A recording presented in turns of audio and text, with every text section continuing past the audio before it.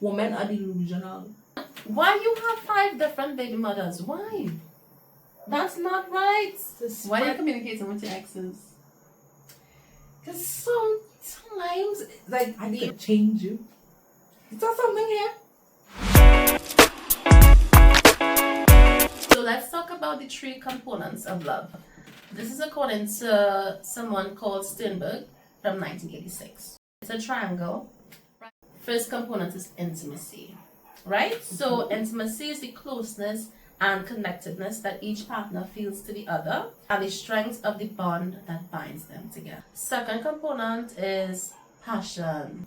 This is the driver that leads to romance, physical attraction, sexual consummation, and related phenomena in loving relationships. Last one is commitment. Okay? So this represents cognitive factors such as acknowledging that one is in love and committed to maintaining the relationship. So according to Sternberg, these 3 components are fundamental to what love is, and they interact in different ways to create 8 types of love, right? So the first one is what you call non-love. So it's the absence of all 3 components. Non-love can be seen as casual interactions in our everyday lives and actually characterizes a large majority of our personal relationships. So you know the Lord says, love thy neighbor as yourself, right? But technically you don't really love everybody that you meet. Not in that way. And not in that way. Not in that way. The second one is the liking. Liking is when you have intimacy alone, right? It involves feelings of closeness, bondedness, and warmth towards each other without the feeling of intense passion or long-term commitment. So in the liking, that's where you can really put like friendship. So the third one is infatuated love. This is passion alone. You're hot and you're heavy for the person. You say, oh, that person is fine. But it goes nowhere. It's just, you just heat it in the moment, and in the moment it's frivolous to just go on. It burns away. It burns away very quickly. It's nothing. It's just a good time. Okay. I was very passionate about that boy. Sound like you had a lot of experiences with that. God. What are you gonna do?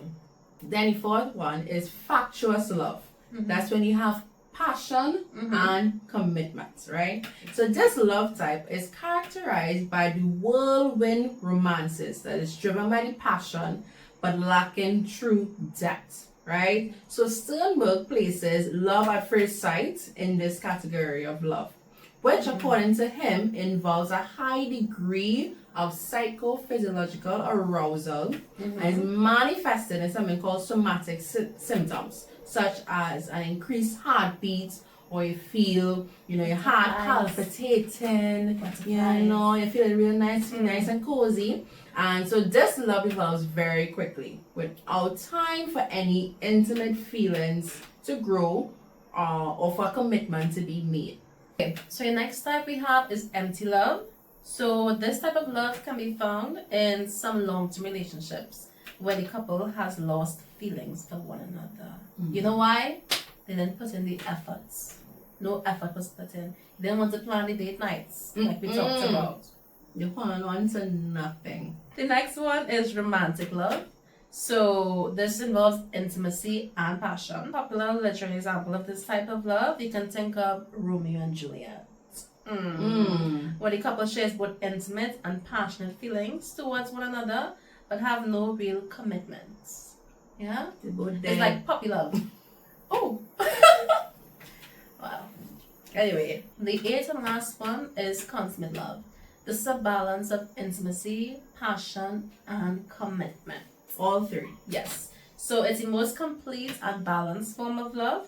And Sternberg describes this type of love as a long-term committed friendship. So I know that we told you all about the stages of love and what to do to keep the flame burning, but sometimes it just doesn't last. It's not meant to last, right? And there are ways to identify that. So there are stages of falling out of love. So the first one is disenchantment. Yeah? This goes beyond the normal disillusion stage. So disenchantment involves chronic disappointment in your partner, with small annoyances transforming into major frustrations. You begin focusing almost exclusively on negative traits while comparing your relationship unfavorably to others. Second is disconnection. So as disconnection sets in, both emotional and physical intimacy significantly decrease, right? So communication either becomes superficial or filled with conflict. The partners start leading parallel lives rather than shared ones, often creating excuses to spend time apart, right? So you don't even want to be around them. You really have no feeling for them. You have no yearning for them, no longing. You don't really miss them. When you reach the stage of you not missing somebody, you know something is wrong. Either you need to figure out a way how to fix it quickly or let it go. We both have so much in common. We both love soup, and we love the outdoors. We love snow peas and talking and not talking.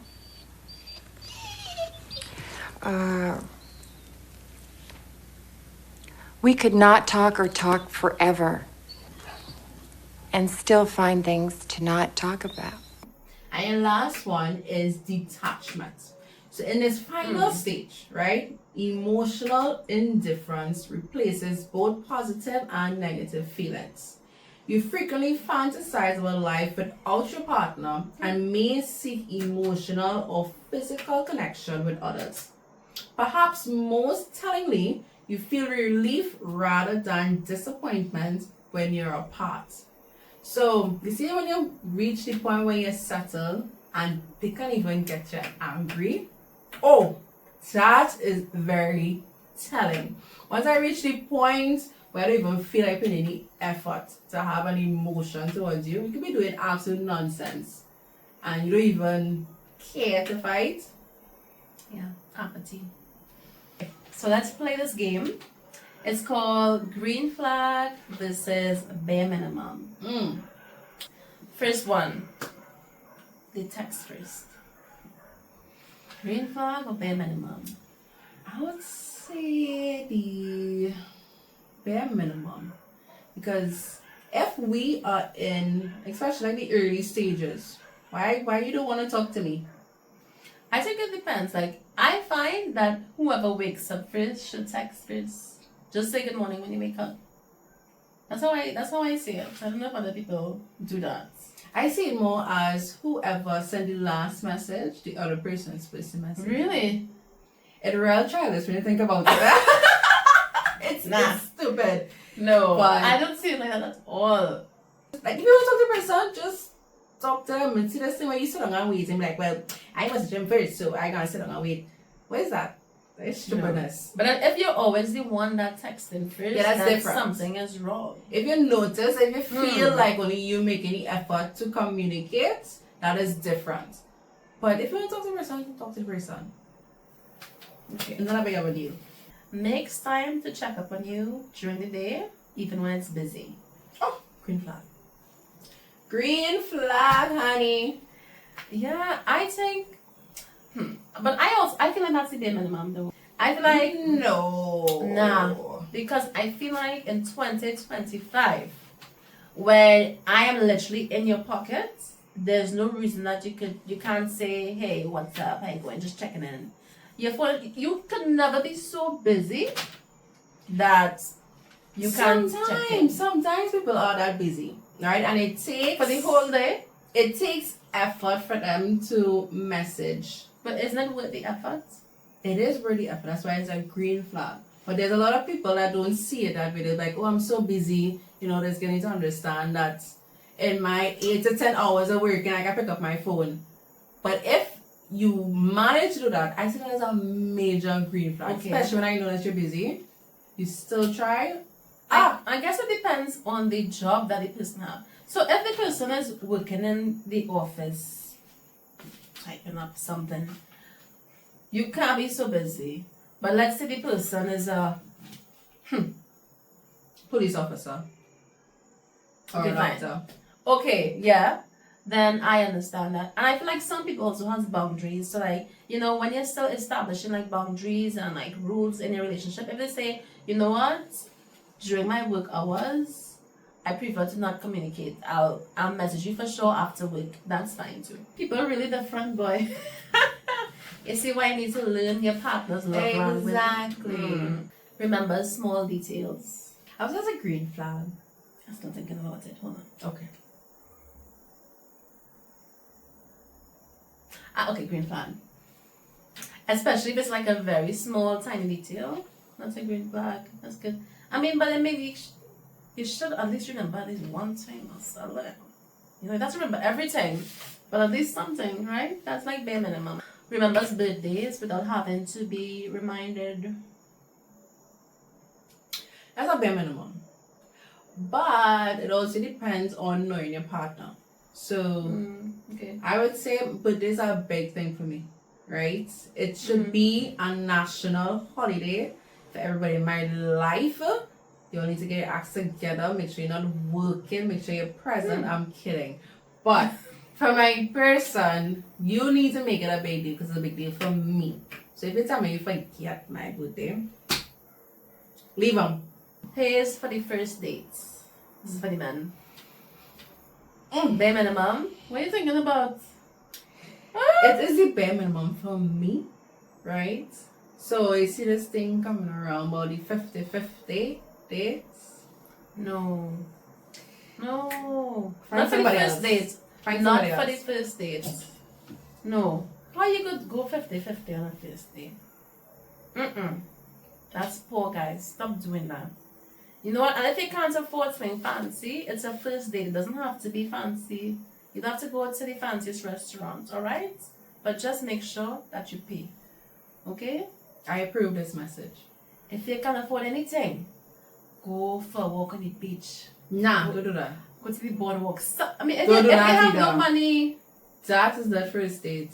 That is bare Why? minimum. That is bare minimum. that can be a first date. Not for for somebody, but not me.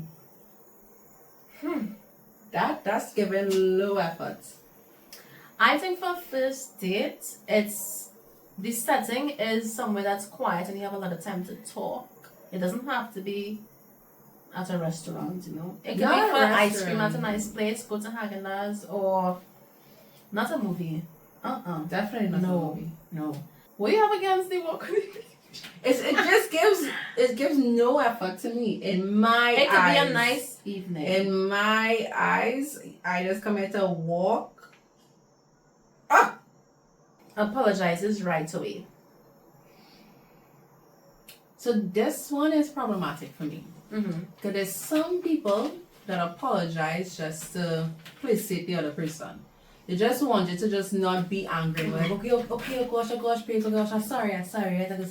But they don't really know what they're apologizing for. So most likely they're going to do it again. They're just trying to comfort you so that you'll stop making a set of noise in their ears. I have a problem with that. So it's like, usually when someone apologizes to me, I'm like, for what? Let me see. Me too. Let me see if you know exactly Like- what I told you. What was the point? And Like, why are you sorry? yeah. That's a very important. This goes to men and women. When they apologize, ask what you're apologizing for. Why are you sorry? If they can't actually tell you and they go, well, you know, I'm sorry for upsetting you. No. You missed the whole What point. upset me? How did I feel? How would you feel if that happened to you? What will you do differently next time? Stop communicating with all exes once you're in the relationship. It's a bare minimum. Why are you communicating with your exes? Because sometimes, like, the relationship didn't end on a bad note. Like, again, remember, like, friendship is the basis of relationship. So just because the relationship didn't work out, the friendship could still live on. And I'm saying you're talking to them, like, constantly, frequently, Like, if you so happen to see on the phone the last time you messaged your exes because saying, hey, hi, how you going? Alright, good, cool. Why But you care? But I was like 6 months ago. Nah. You'd be upset? Why would you go out of your way to message your ex to ask how you're going? Because first of all, if they say not so good, they want you. What are you gonna do about that? Say, all right, hope you get better or something. You can't do anything because it's your ex. You can't go and comfort that person. You can't help them. Maybe the words, the conversation can be helpful. It can be insightful for them. Nah. Mm-mm. It depends. Like I said, I don't think this is like stone cold. I don't think so. It depends on the relationship. Be reasonable. You have to be reasonable. Have you rare that you communicate. Don't put God out your thoughts and say, let me message my ex and see how she's going. Because you know what? You're not gonna message your ex when your partner right next to you. You're gonna mostly do it when your partner is not next to you. And that in itself shows that you shouldn't be doing it in the first place. And what if you see your partner messaging his ex? Oh. Like I said, it depends on the relationship they had. Like, so if it's an ex that they had like years ago, like it's not time for that feeling to disappear. Or you just only if there was less than 15. You'll agree to disagree. 1 point for Chanel.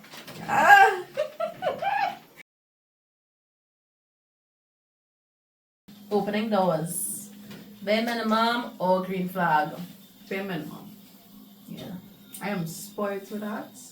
Like, I will walk up to the door and stop. If you do not know what to do at that point, I'm gone. Nobody went outside.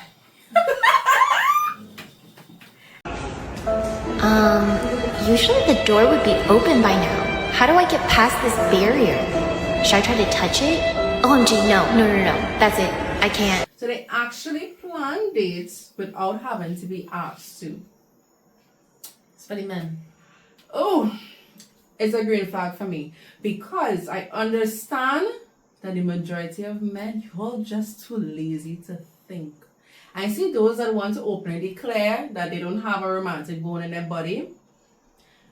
Believe and leave them, because don't tell me that you didn't want to put in an effort. Like, if I have to tell you how to date me, what's the point to me dating you? So only goes to fetes or parties with their partner. Bare minimum.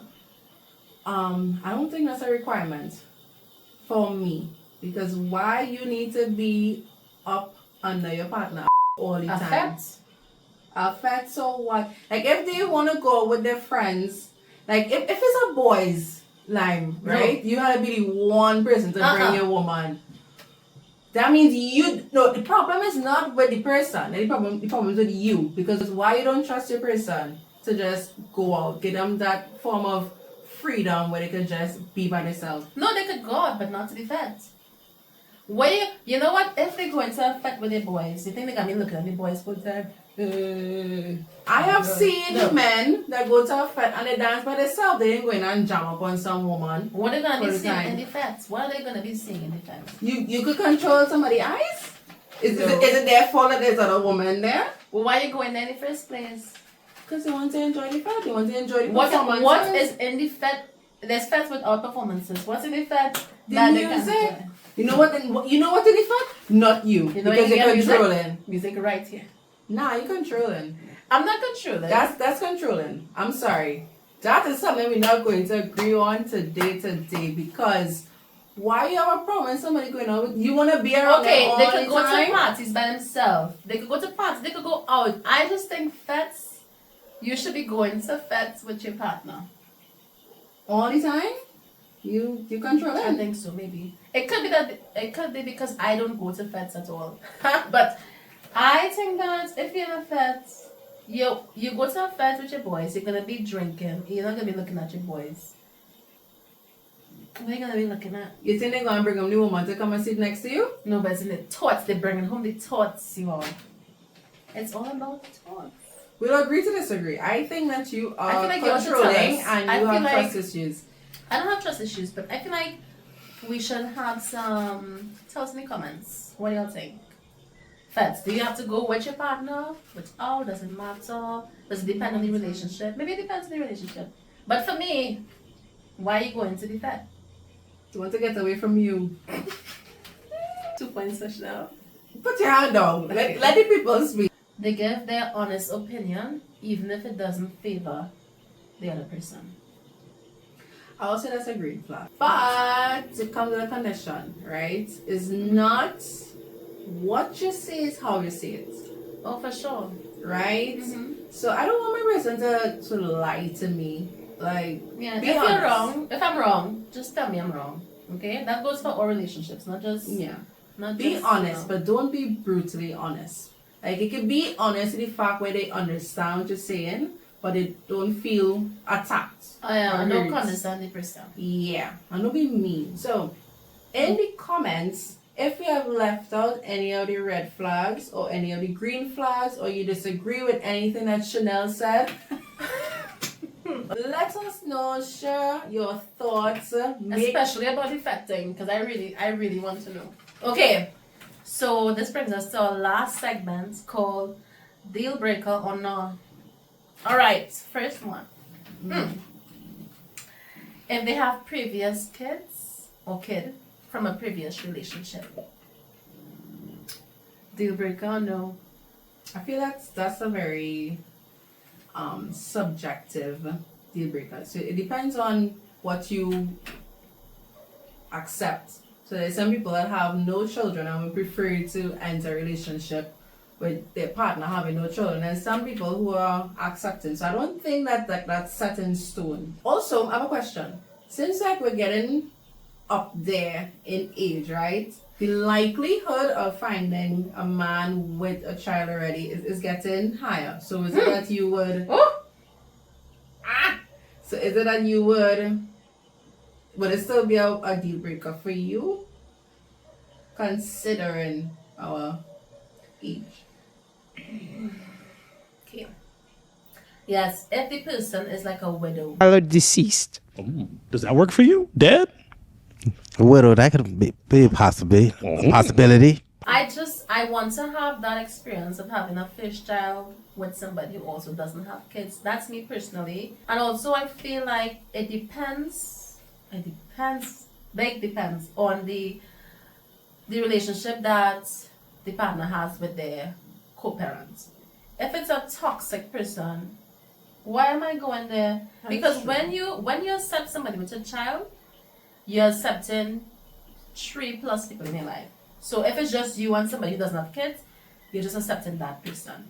But if it's somebody with kids or a child, you're accepting the person, the child or children, and the parents. There's no way that you're not gonna interact or have something depend on the parents. You're accepting 3+ people in your life, and I think that's a big deal.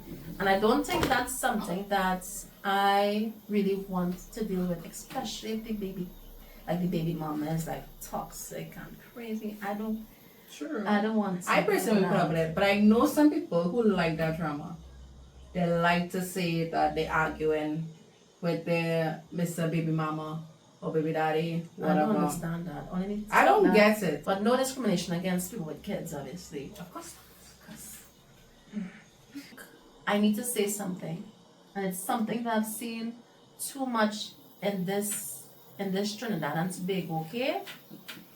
And I don't want to put blame on any gender. So my point is, if as a woman, right, you meet somebody and they have, let's say for example, and this is not just me making it up, this is things I've seen. If they have 8 children already, 5 different baby mothers, minimum wage, if they're the best thing out, or you think that they're the best thing out, I want you to just not go there. I don't care how handsome he is. I don't care how manly he is. I don't care how whatever he could be. Do not put yourself in that situation. And unless he's Nick Cannon. Is he Nick Cannon? No. And Nick Cannon shouldn't even be in that situation anyway. Alright, so I don't want to feel like, oh, why don't talk to the men? They know what it's been doing, all they're telling all they know what it's been doing. Men, stop it. Stop it. Don't put that pattern.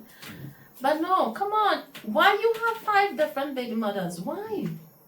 That's not right. To spread the love. Kid, You know, it's they not say love. go That's not what forth. it's spreading. They say That's go not what it's forth for. and multiply. But no, that is a very, very valid point. And ladies, don't think that you are the one. You so good. You best. He gonna change for you. Who cares if he have 4 baby mamas from before? Me? See, that's 5th baby mama. That's on my chest.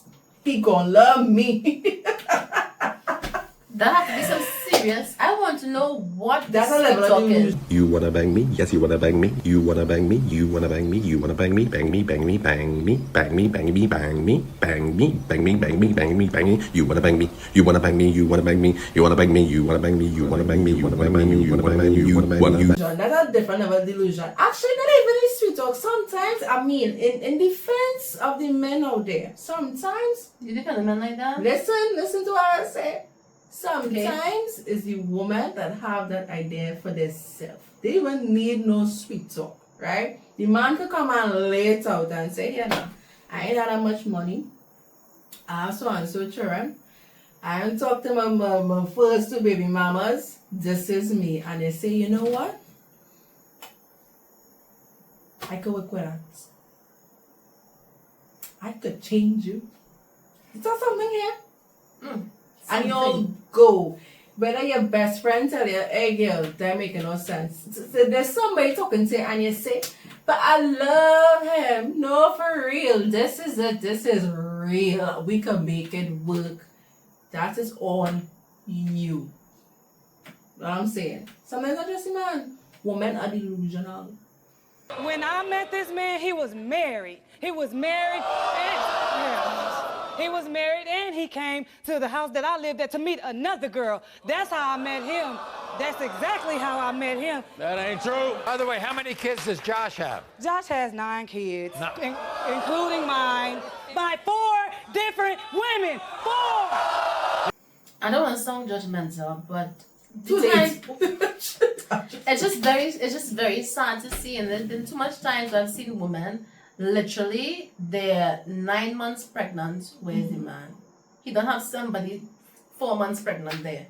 It's like, oh, it's real hard to see, and I don't like that. We have too much. We have high rates of single motherhood in this country, and it shouldn't be like that. And the men, yo, come on, man, what's been going on? So Have a man shortage. best friends with the opposite sex. No. That's not a deal breaker for you? No. That's strange. It's also not a deal breaker for me. In fact, I want my man to be best friends with a woman. I want that. Me! He must be best friends with me. Because why you need another female? What does she have that I can't give? You don't have cousins, you don't have sisters? Huh? A mother, an aunt, Or a maybe granny? they don't have those people. But it's okay if they had a best friend before entering a relationship with you. But obviously their dynamic would have to change. Right? You can't talk as frequently, you can't talk at certain hours, you can't see each other as much. But I don't agree in dropping your friend instantly as soon as you find a woman. Because I've had some of those relationships. Mind you, the friendship is completely platonic. We don't see each other. Right? We're not talking every day. As a best friend? Yeah. That's just like a low maintenance friendship that we've covered already, right? Love those. Where like when you talk to them, it's like it's natural. Like, hey, how you going? You do a little Okay, but that's catch not up. best friends. That's the No, that could still be the dynamic of your friendship, because you could even have a friendship with with another female and you all don't talk that much. But you know that if push comes to shove, you need something, they will show up. or they are there for like big moments in your life, whether it's your birthday, your graduation, or family events. Like it's so good that they will show up at family events. I would say that is one of your good best friends. But in terms of when you get into a relationship, I feel like the dynamic changes where they cannot be your go-to person, right? Or you can't see them all the time. But do I think that you should just cut off the person completely? I would say no, because God forbid if your relationship does not fall through, you come back, hey, how you going? I ain't talked to you in a long time. Of course you didn't, because you dropped me, right? And Something personal. it is personal. Now this is like experience, and it hurt. It hurt because, especially like when you're in the initial stage of the relationship, you know, you're talking to your best friend, be like, you know, I meet this girl, so and so, right? That was my rule, right? Like he met the person, he can't really figure out how he feel about the person. So now I took the role of a therapist, and I'm like, listen, if you're not serious, let her go. If you're serious, figure it out, right? So I'm that person. And then it's because, okay, relationship happened. First things first, get rid of Sydney. I was like, oh, what did I do? Like, we don't even talk that often. And I am a female. Naturally, if I know that my male friend has a relationship, I'm not going to talk to you that often. You know, like if it's your birthday, I'll make sure and tell you happy birthday, you know, or something, or you put up a funny status, you know, reply back to that kind of thing. I'm not going to look for long conversations constantly. That's me. I already know my position. But when you reach the point where you were telling me that your girlfriend has animosity towards me, I'm like, for what? What did I do? Right? Okay. So that's my take on it. I don't believe you should just, I really don't like people that get rid of their friendships as soon as they have a relationship. Okay. I understand what you're saying, I agree. But, and like I said, I don't mind your partner having like friends of the opposite sex, but it can't be a best friend. I think like when you're in a relationship, then you can't have a female best friend, because what can she offer you that I can't? And does that mean that if me and you are in an argument, you're gonna go confide in her? That can't work. And that's also why, me personally, if I end a relationship with someone, I prefer like clean breaks. Easily jealous. Deal breaker. See, I feel like you're jealous easy because you don't want to man any facts, because you study. Oh my gosh! You know what? We can't agree. I find you have some jealousy trait. I am not personally jealous. It's a lot reasonable to me for some things. No, you go to your bed by yourself. Okay? But yes, that is a deal breaker, because that just shows a lack of trust. Yeah. And like a lot of people think that jealousy is like cute. You don't play about me. Not the tongue. No, that's not it. He's they're a little possessive, you know, and then you want to go off the rails. Oh, I see you watch my man. You talk to my man.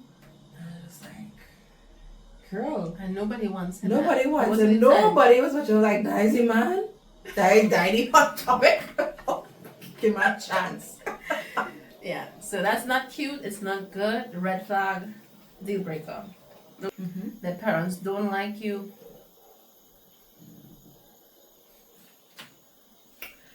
I would say no. Sometimes, all your mamas, your mamas just got some attitude. You all feel like you're the golden boy child. And some of them have a problem understanding that their son is not their husband or the mister. So they could try to really and truly intervene in the relationship, and then the man don't really know how to tell his mom. It's like a backseat. So then you gotta be the big bad wolf. It depends on the response of the partner. It depends. So if the partner's like, nah, don't take them on, instead of maybe talking to the parents about things, You know, and some people actually be right there when their parents are disrespecting their partner. Oh, And that is not okay. No, that's a deal breaker for sure. I'm gonna leave you and your mama. I would travel home if I have to, you know? Not playing with that. Especially like when they're married. Like if you're married, your partner comes first. Then your children. Then your parents. That's the only order. That's the only order there is. Your partner, kids, and then your parents. So that brings us to the end of our 2-part episode on love. Listen, there's so many things about love that we really had to make it this long. If there's anything that we missed out, if there's some red flags that we missed, if there's some red flags that you don't agree with, the green flags, let us know in the comments. And always like, share, follow, and subscribe on all our social media platforms. Make sure and tell your mama, tell your papa, tell your neighbor, and tell the other neighbor. Spread the word. And Susie, because we have a lot more coming. Okay, bye. Okay.